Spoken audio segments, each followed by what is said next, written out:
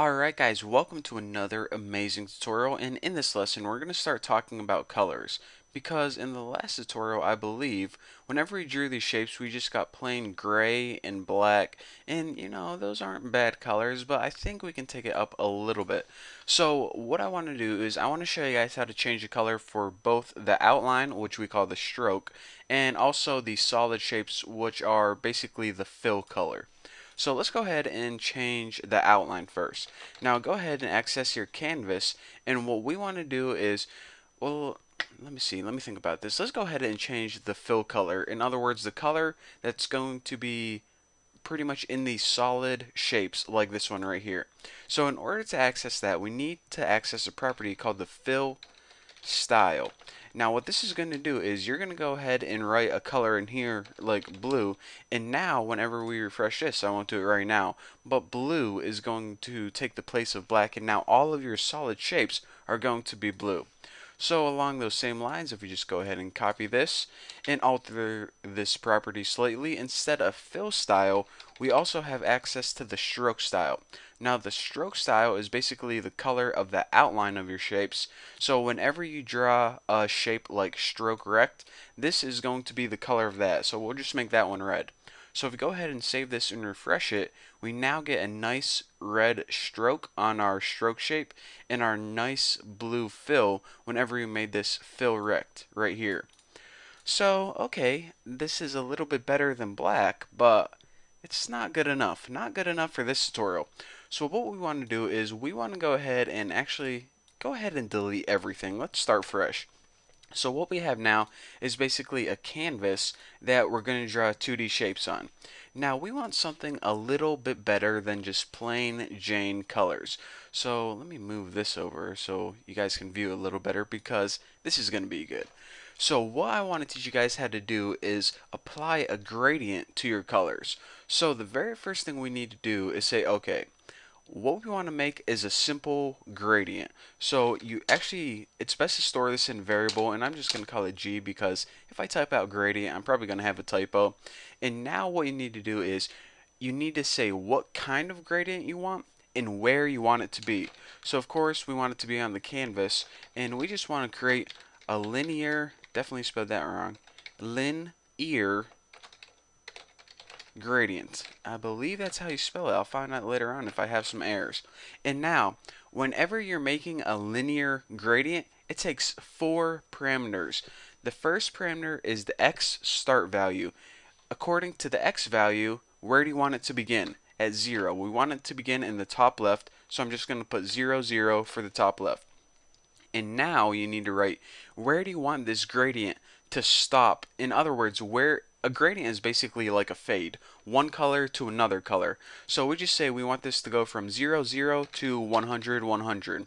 If we put it like 1,000, 1,000, then it would fade all the way like this. But 100, 100, we're just only going to make shapes in the top left. So our gradient's only going to be 100 by 100, like that. So that is the 4 parameters. The x and y value of where you want it to start, and the x and y value of where you want your gradient to stop fading.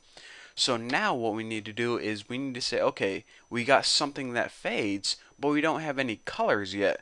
So what you do is whenever you want to add a color to your gradient, you put something called a color stop in. So for that gradient we just made, we want to add a color stop. Now, this takes 2 parameters.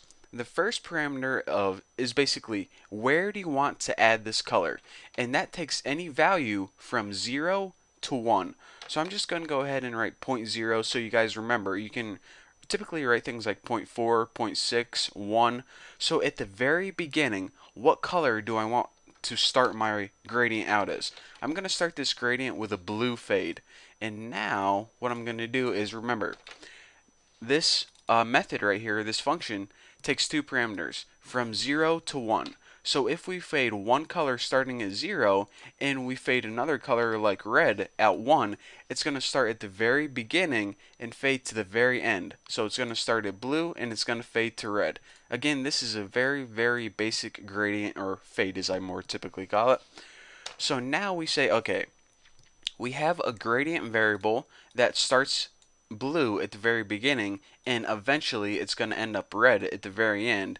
However, we didn't make it any fill style yet because remember, we need to give the canvas a fill style and maybe a stroke style if we want to.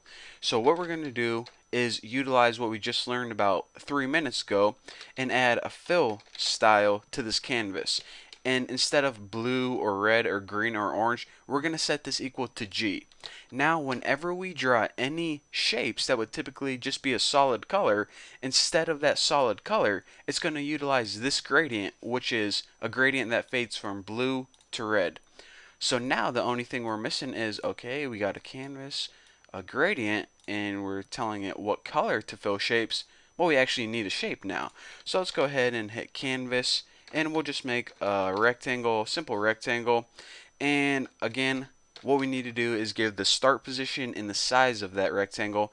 And I'm just going to make this, let's just make a basic square. 100 by 100 starts at 0, 0, aka the top left. So now if I go ahead and refresh this, check it out. I got a simple square that starts in the top left, and I made that right here. Starts X position, Y position, and this is the size of it. And basically my gradient at the very beginning at 0, it starts at blue, and at 100%, in other words, 1, it goes to red.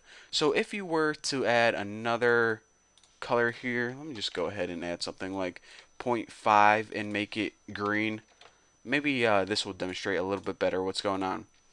We add another color here at 0.5, and just think of these as like percentages. This means 50%. And since our gradient goes from right here to right here, 50% is right around there. So that might be a little easier to see what's going on when they added that green color. It doesn't look the prettiest, but you know, for demonstration purposes, it'll do.